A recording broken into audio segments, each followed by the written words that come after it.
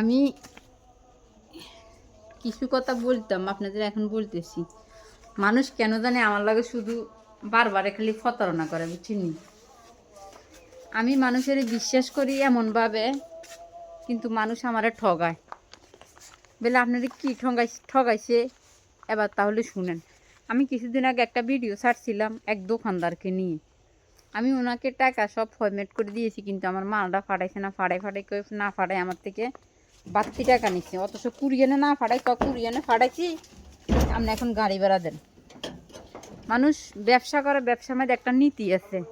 নীতি যদি না থাকে তাহলে এই ব্যবসা আসলে অনেক যুগে দেয়। যারা 2 নাম্বারই ব্যবসা করে, ঠিক আছে নি, তারাই কোটিপতি হইতে পারে, কিন্তু মানুষেরও ঠগাই।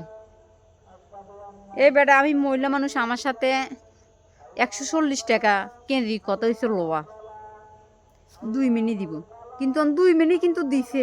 দেখেন কি দিছে। আর দরিন না হাতার আমি এগুলো হচ্ছে মোড়া দিত। এরপর আমার বলছে রং করে দিব কমপ্লিট, কিন্তু এখন কমপ্লিট করছে না, রঙও করছে না। সান এই দোকানদারটা, আমরা যদি কেউ কখনো এখান থেকে মাল কিনেন, কখনো কিনবেন না। ও 1 নাম্বার প্রতারক। এসান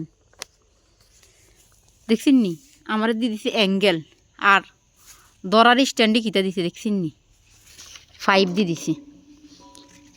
মানে রঙও দিছে না। এখন রং করি আমার প্রচুর টাকা খরচ যাচ্ছে। আমি কুরিয়ানে মাল আনতে, আমার হিসুনকে বলছে মাল আনতে লাগবে কত জানেননি, আমার বলছে মাল আনতে লাগবে 1500 থেকে আপনি 2000 টাকা খরচ দেবো, কিন্তু এখন কুরিয়ান খরচ আমার 3000 টাকা চাইছে।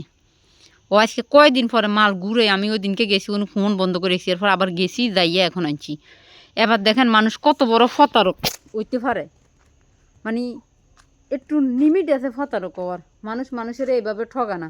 এখন আমি টিঁয়ে দিয়ে আটকে গেছি, কেন হলে আমি আল্লাহর কসম আমি মাল ডাল্লা দিতাম না। এখন টাকাটা দিয়ে আমি আটকে গেছি, তার কারণে আমি জান লাগছি, নাহলে আমি ওইখানে যাইতাম না।